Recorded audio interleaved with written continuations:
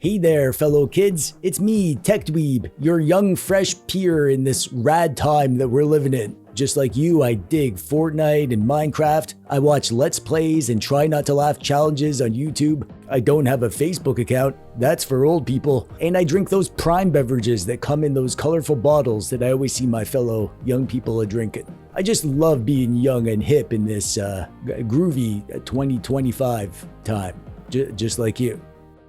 Oh, who am I kidding? I can't keep up this charade. I'm not young. I'm old. I eat whole grain toast. I have a sore knee. My glasses get thicker every year. And I had to upgrade to a heavy duty nose hair trimmer. But that won't stop me from acting like a dork and talking about old video games on the internet like the aging millennial I am. Actually, I should clarify, I don't actually identify as an actual millennial. I'm what historians call a Xennial, which sounds like a supervillain, and I'm sure there are some Xennial supervillains, but most of us Xennials aren't supervillains, I assume.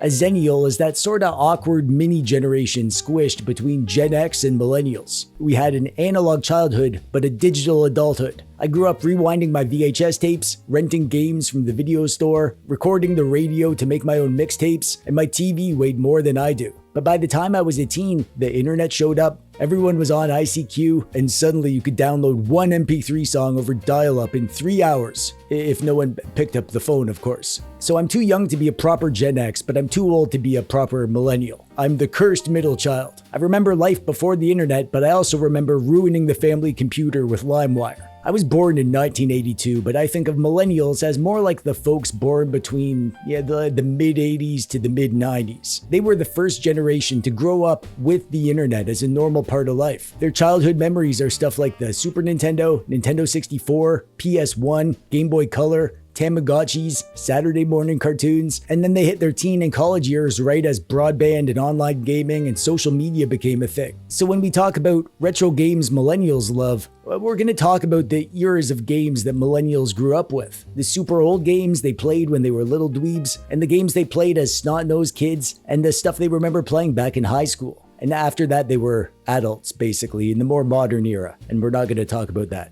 Just the retro games. And as an observant Xennial, but also a kind of young-at-heart dweeb who also could rarely afford the latest and greatest tech, I ended up playing most of my games a bit late. So I feel like I'm particularly well-suited to tell you about the games that millennials loved back in the day, because I love them too. And I still do, in case you haven't noticed.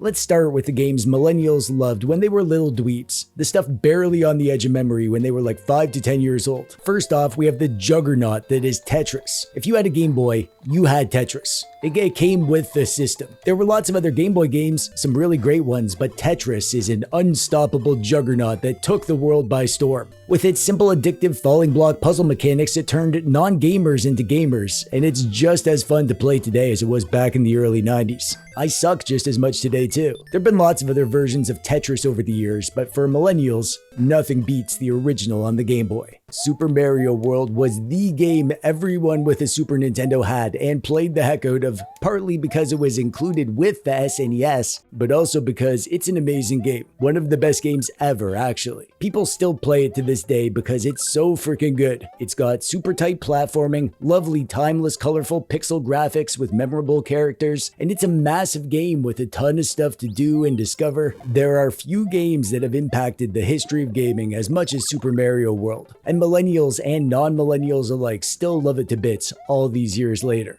For the Sega Genesis, Sega needed a mascot of their own to compete with Super Mario, so they gave birth to Sonic the Hedgehog. And unlike Super Mario World on the Super Nintendo, Sega gave us many sequels. So if you like Sonic, you probably also loved Sonic 2 and Sonic 3 and all the sort of side tangent Sonic games. I never had a Sega Genesis, and I love playing all these games that I longed to have but never did. And the Sonic games on the Genesis are still so fun to me. They're so unique. It's like a whole different style of platformer, and you don't see many games like this even today. Any millennial that had a family computer probably knows how to sling a few DOS commands around, and if you had a halfway decent computer, you probably had your mind blown by Doom. This game defined an era of PC gaming to the point where any first-person shooter was called a Doom clone for a long time. This game was a technical marvel, a glimpse into the future of PC gaming. It felt real because of the believable atmosphere and the environmental storytelling, and the gameplay is freaking badass. I still fire this up and have fun every time I do.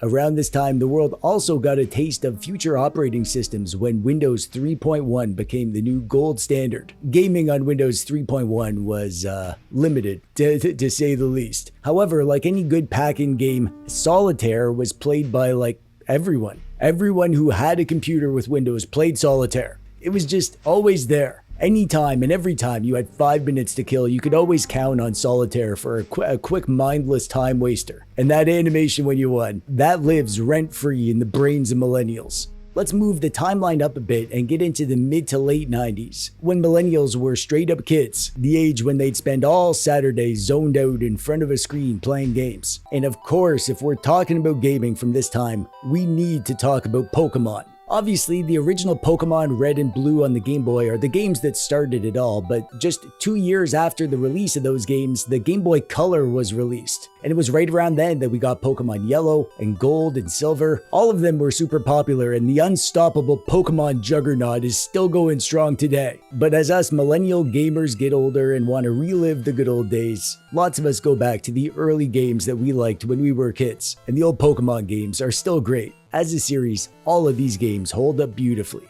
The N64 was a weird console. Being an early 3D console, they hadn't quite figured out how to do the best controls and how to adapt older styles of games to the new 3D regime. But GoldenEye 007 on the N64 was an early first-person game that was really well done in terms of controls and the graphics. It was fun and impressive, and it had a really great story based on the movie and good level variety. But this game's legacy is really in its multiplayer. So many millennials played the heck out of this split-screen multiplayer style. And to this day, it's kind of the poster child for the golden era of split-screen first-person shooters. I'm playing this one right now for the Dusty Game Society, and I'm surprised at how well it holds up. It really was ahead of its time in lots of ways.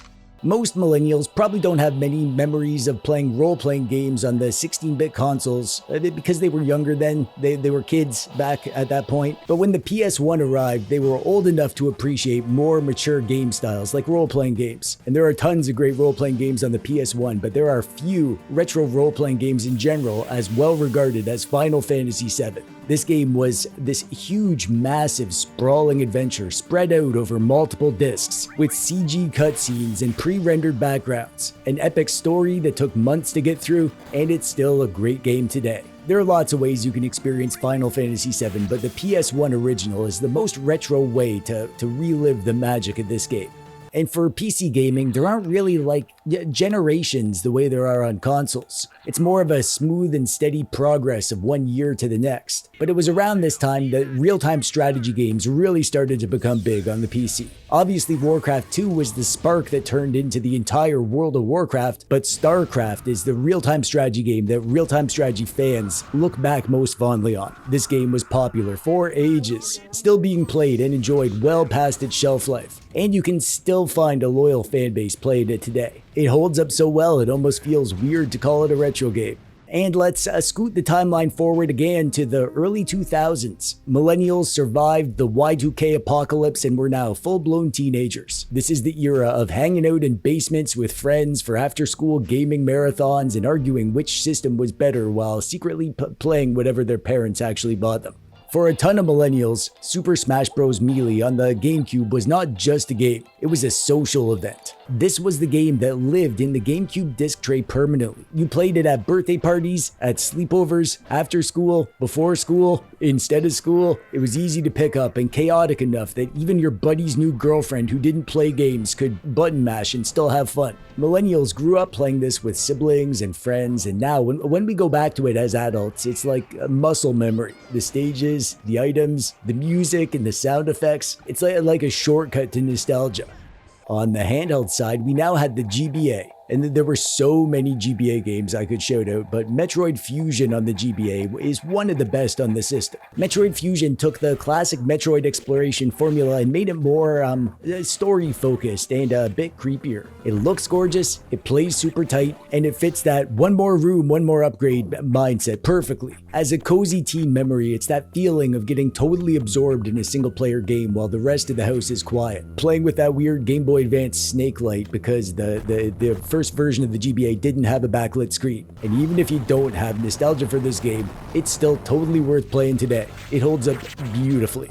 And on the PC, while Half-Life and its mods like Team Fortress Classic and Counter-Strike were turning millennials into LAN party zombies, The Elder Scrolls 3 Morrowind was the true open world revolution that RPG fans had been waiting for. An army of millennials were running this on Windows XP boxes that were probably not quite powerful enough, but just needed to experience this massive, strange, dreamlike fantasy world that you could just live in. Totally non-linear, no hand-holding, just a journal and a bunch of obscure notes that you had to figure out yourself. For a long time, this was the standard that every open-world RPG was compared to. Returning to Morrowind today is like visiting a bizarre old hometown. It's clunky and weird and kind of broken, but that's exactly why it's so well loved. I had friends who got a PS2 specifically so they could play this. GTA 3 on the PS2 is really one of the founding fathers of the open world action game genre. For a lot of millennials, this was their first truly open world game. The first time they could wander around a 3D city and do whatever they wanted. You could follow the story, or you could just drive around listening to the radio, causing mayhem. It felt dangerous and grown up and edgy in a way that was super appealing for teenagers at the time. Looking back on it now, yeah, the graphics are a bit primitive and janky, and the controls are clunky, but honestly, it does still hold up. Whether you have fond memories of going on murderous rampages through Liberty City, or if you like the later games and you just want to see the series' humble origins, this is still a great game to play. On the OG Xbox, Halo wasn't just a launch title game. For a ton of millennials, this was their first moment where they realized that console shooters can be this good, like PC game quality on the console, even if you had to play it on a controller the size of a dinner plate. The campaign was a big deal with its huge levels and co-op mode. Halo was really the next evolution of couch multiplayer, and it made first-person shooters feel at home on the console for the first time since like GoldenEye. And if you grew up in this era, just hearing that menu music is enough to teleport you straight back to a living room of empty chip bags and tangled controller cords. And this game, like every game that I've told you about today, really, is still totally fun today, and you really should play it.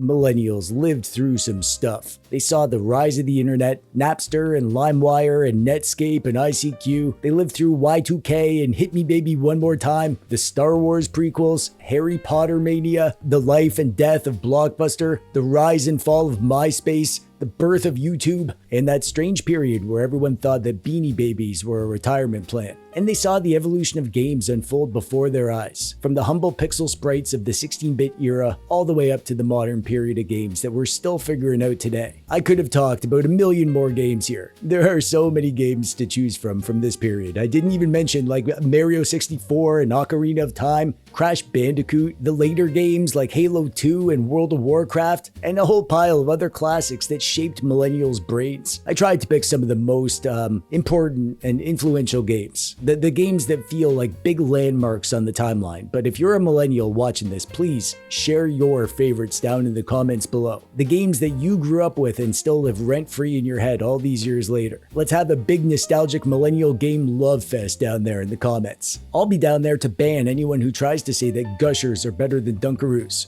You gotta keep fighting the good fight, you know? And that's it from me for today. I'm TechDweeb, thanks for watching, bye-bye.